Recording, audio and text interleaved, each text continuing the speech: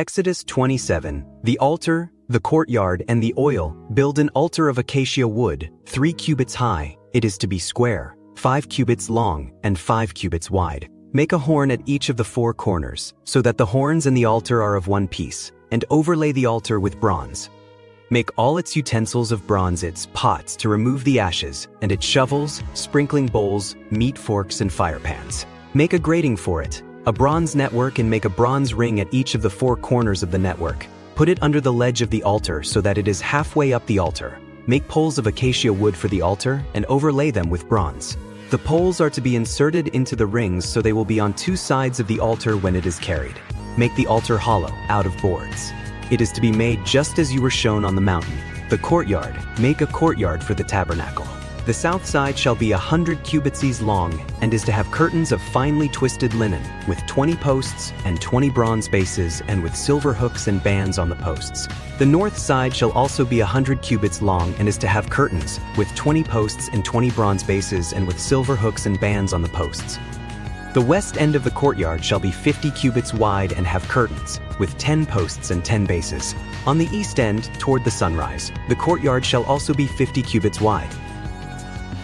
Curtains 15 cubits long are to be on one side of the entrance, with 3 posts and 3 bases. And curtains 15 cubits long are to be on the other side, with 3 posts and 3 bases. For the entrance to the courtyard, provide a curtain 20 cubits long of blue, purple, and scarlet yarn and finely twisted linen, the work of an embroiderer, with 4 posts and 4 bases. All the posts around the courtyard are to have silver bands and hooks and bronze bases. The courtyard shall be 100 cubits long and 50 cubits wide.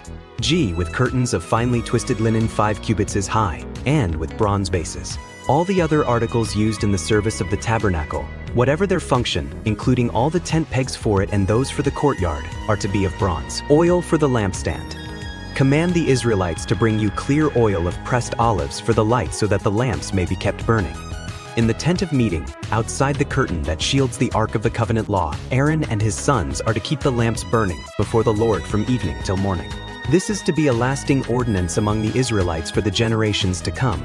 Exodus 27. Teachings and Lessons 1. The bronze altar teaches that sin must be dealt with. Build an altar of acacia wood. Overlay it with bronze. Notice the material. Bronze, not gold. Gold is for deity, for glory, for the inside of God's house. Bronze is for judgment. Bronze altar. Bronze utensils. Bronze grating. Bronze rings. Bronze poles. This altar is where animals die, where blood spills, where fire consumes flesh. It is not pretty, it is not comfortable, it is necessary. The first thing you hit when you enter the courtyard is this altar, not the beautiful tabernacle, not the golden furniture. The altar, blood and fire and death. Why? Because you can't just waltz into God's presence like you own the place. Sin has to be addressed. Something has to die. For us, we like to skip straight to God loves me, which is true, without dealing with my sin separates me from God, which is also true. The altar stands at the entrance for a reason. You can't get to the holy place without passing by the place where sacrifice happens. Jesus is our altar and our sacrifice. He dealt with sin once and for all, but we still need to approach God through his sacrifice, not around it. 2. The horns teach that there is mercy at the altar. Make a horn at each of the 4 corners, so that the horns and the altar are of one piece. The horns were projections at each corner, places to grab hold of. Throughout Scripture, people grabbed the horns of the altar when seeking mercy. Adonijah did it when he feared for his life. Joab did the same. The horn said, if you are desperate, if you are afraid, if you need mercy, hold on here. And notice, the horns were of one piece with the altar, not attached later, not added as an afterthought. Mercy was built into the place of judgment from the beginning. For us, God's judgment and God's mercy come from the same place. The same altar that burns sacrifices provides horns of refuge. You don't have to run from God when you sin. You can run to him. Grab hold. Mercy is built in. 3. The grating teaches that God sees what is hidden. Make a grating for it. A bronze network, put it under the ledge of the altar so that it is halfway up the altar. The grating was inside the altar, halfway down. When the sacrifice burned, ash fell through the grating to the ground below. What happened inside the altar wasn't completely hidden. The grating let the ash fall where it could be removed. Nothing burned on that altar without leaving evidence. The fire did its work, and what was consumed fell away. For us, God's fire in our lives does its work, and the ash, the stuff that has been consumed, The things that need to be removed falls where it can be seen and dealt with. God doesn't let waste accumulate. He provides a way for the ash to be removed. Don't hide your ash. Let the fire do its work and let God clear away what is left. 4. The courtyard teaches that sacred space requires boundaries. Make a courtyard for the tabernacle, with curtains of finely twisted linen, with 20 posts and 20 bronze bases. The courtyard wasn't optional. It created a defined space, holy ground separated from ordinary ground. Linen fences marked the boundary. You knew when you were entering sacred space. This wasn't about keeping people out. The gate was wide open. It was about helping people understand they were moving from the ordinary into the presence of God. For us, we've lost this. We treat worship like any other activity. We approach God like we're grabbing coffee with a buddy. And yes, we can approach boldly, but not casually, not thoughtlessly. Sacred space matters, not because God needs it, but because we need to remember that He is holy and we're not. Boundaries help us pay attention. 5.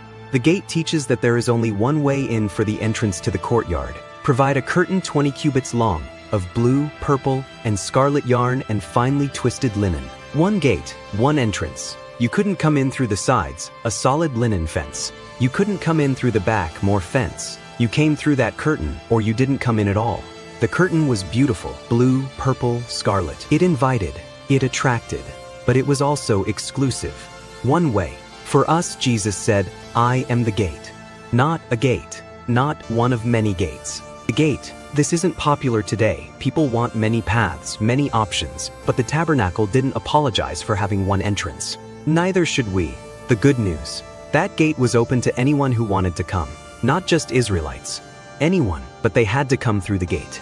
6. The bronze bases teach that judgment supports everything. All the posts around the courtyard are to have silver bands and hooks and bronze bases. Everything in the courtyard rested on the foundation of judgment. The altar bronze was the focal point, and everything else stood on the same material. For us, your whole spiritual life rests on the fact that judgment has been dealt with.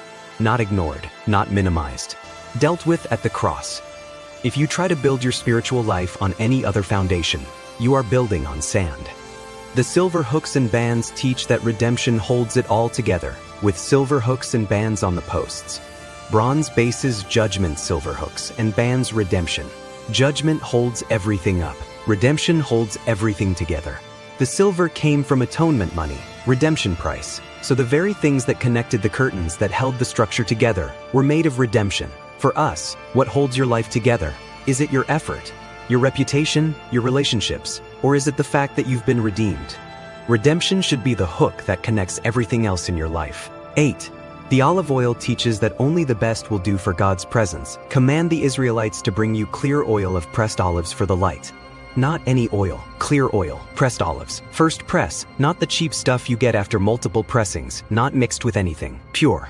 The people had to bring it. They participated in providing the fuel for God's house, and it had to be the best they had. For us, what are you bringing to fuel God's presence in your life? Your leftover energy, your distracted attention, your I guess I'll show up attitude? Or are you bringing your best, your clear, pure first press offering?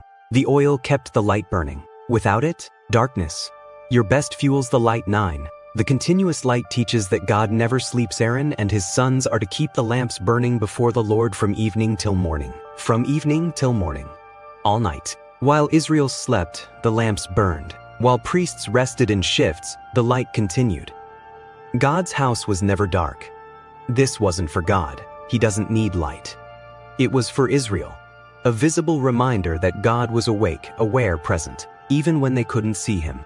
For us, when you are in your darkest night, emotional, spiritual, physical, the light in God's house still burns. He doesn't sleep, He doesn't take breaks. The light is always on. You can come at 3 a.m. and find Him awake. 10. The lasting ordinance teaches that some things don't change. This is to be a lasting ordinance among the Israelites for the generations to come. Some things were temporary. The tabernacle would eventually become a temple, then be destroyed. But the principle of continual light before God, lasting ordinance, generation to generation. God's presence doesn't depend on buildings. It doesn't depend on circumstances. It is a lasting reality. The light that burned in the tabernacle is the same light that indwells believers today. For us, some things change. Styles, methods, buildings, programs. But the reality of God's continual presence, that never changes. The light is still burning. It always will be. videos, more Bible study, and more Bible knowledge. We got you.